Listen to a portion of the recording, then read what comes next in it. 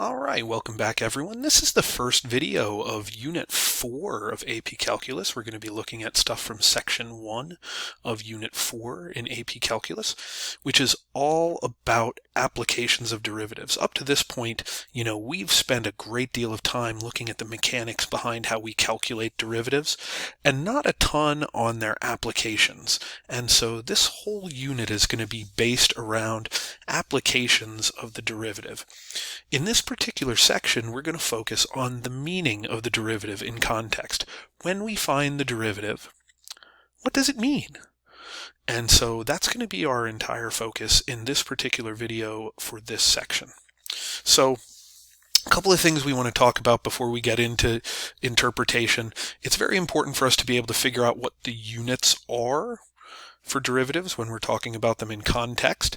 When we're finding f prime of x, we're finding the derivative of x, f, with respect to x. And so the units for the derivative match up here. The units for f go in the numerator, since the derivative of f is in the numerator, and the units for x go in the denominator, since the dx is in the denominator. So for instance, if I'm finding something where, my units for f are feet and my units for x are minutes, if I take the derivative of that, the unit for the derivative is going to be feet per minute. So that's an important connection for us to understand. If we're looking at the second derivative is the derivative of the first derivative, which is what you see here with respect to x. So the units for this second derivative are going to be the units for f prime, since this is the derivative of f prime, divided by the units for x. Okay, so just a key little note on units here. We're going to look at a quick little graph. Example 1, the graph to the right is the function m of t, which represents the number of M&Ms in a candy dish after t days. Okay, so the units for m prime of t are my units for my function. My function is m, which represents the number of M&Ms in a candy dish. So the number of M&Ms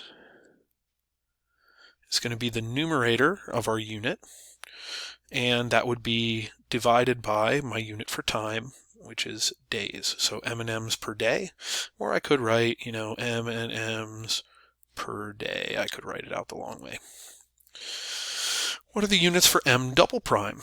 Well, since the units for m prime are M&Ms per day, that makes the units for m double prime the units for f prime, which is M&Ms per day,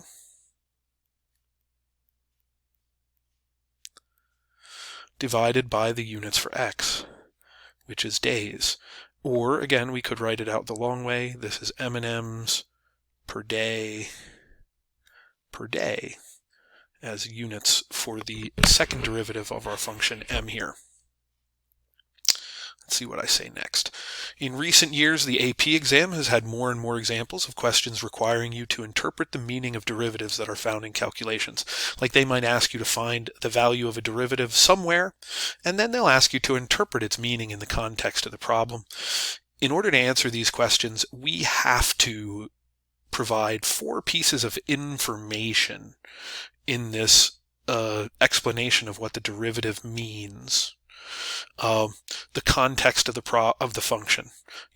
What is the function representing in the problem that you're talking about? That needs to show up in your interpretation. The rate of change, because if we're talking about a derivative, the derivative is the rate of change of whatever the function was given in the problem. The instant at which something's happening, the x value or t value or whatever, where the derivative is being found in the problem, and of course units. And we want to make sure that we include 2 sets of units in every interpretation, one for the independent and one for the dependent variables. Okay? So let's go over to the next page. We'll see a little bit more information and then a couple of examples.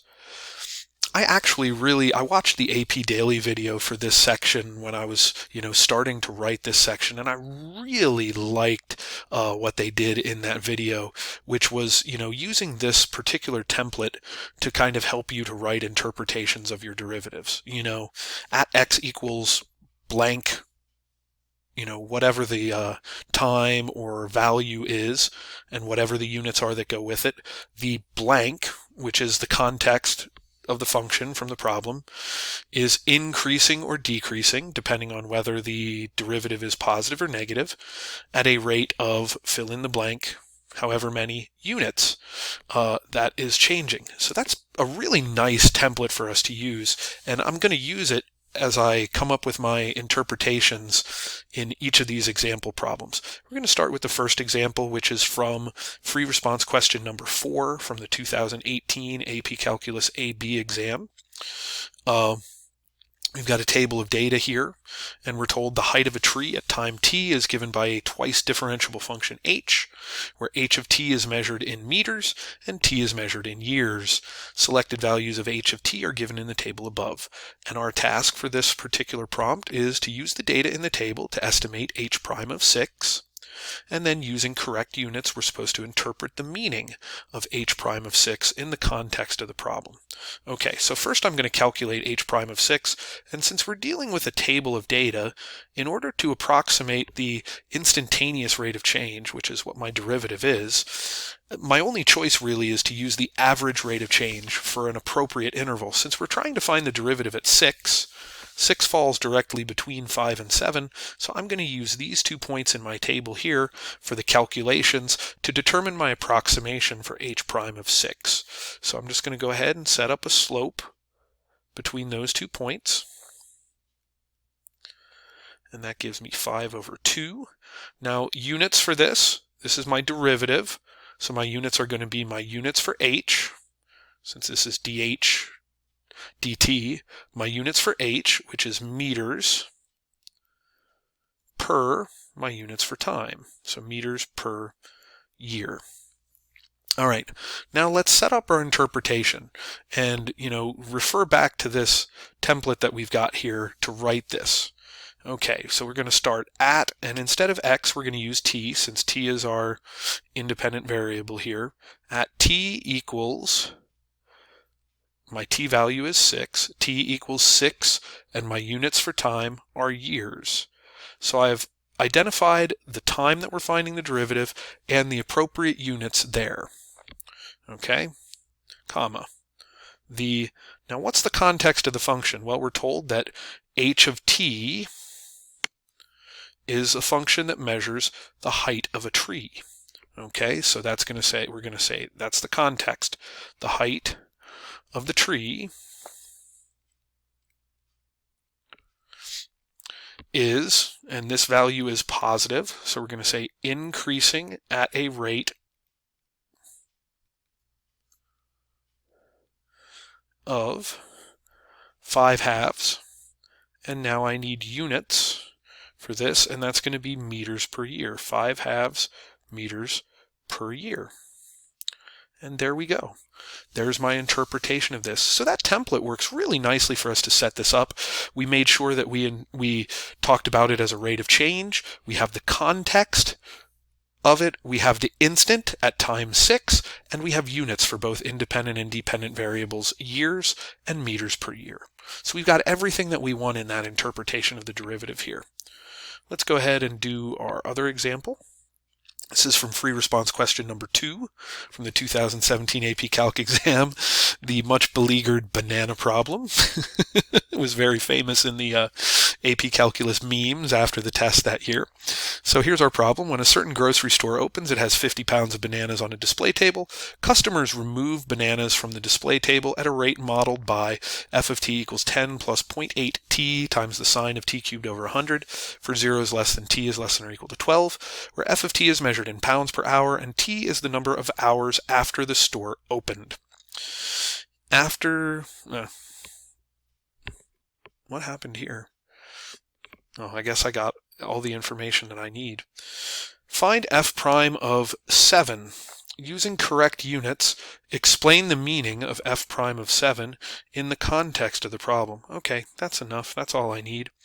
All right, so first I want to find f prime of 7. Now, since I have an equation here, and this is a question 2, which means it's a calculator active question on the exam, I'm going to go ahead and use my calculator to find the value of this.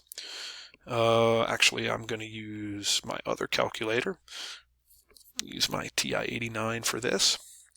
All right, so I want to type in my equation and take the derivative of it. So I'm going to pull out my derivative command, my nderiv, and I've got 10 plus 0.8 t times the sine of t cubed over 100. Okay, with respect to t, and I'm going to evaluate that at t equals, where was I finding the derivative? 7. So whatever calculator you use the numerical derivative there, and we get negative 8.11954, etc., which means negative 8.119 and negative 8.120 are acceptable numerical values here. And that's going to be measured in pounds per hour. It's the unit for F, divided by, or per, the unit for T. So this is pounds per hour per hour. Because F of T was a rate to begin with. And then my interpretation at T equals 7 hours. And then my context, remember F of T measures the rate that bananas are being removed. So the rate at which customers are removing bananas.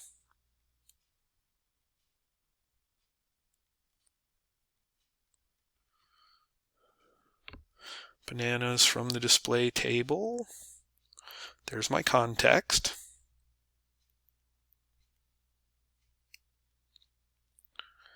Is decreasing because it's a negative value. It's decreasing at a rate. I've mentioned that it's a rate of 8.119 bananas per hour.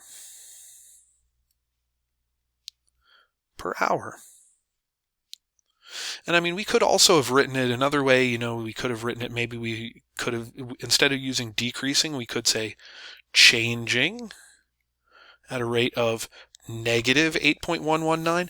You have a little bit of freedom as far as how you write these interpretations, but you've got to make sure you catch all the important information. You need to mention that it's a rate of change. You need the context of the application.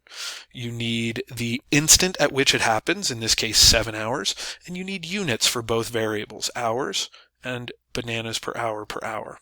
All right, as long as you have all those things, it's a good enough of an interpretation. All right, everybody, that brings us to the close of our video, and that's it for this section, video-wise, lesson-wise, but there's a lot of practice for you to do here on interpreting meanings of various derivatives. So you can go ahead and do that, and we'll see you next time. We'll come back for section 4.2 in a future video. All right, see you then.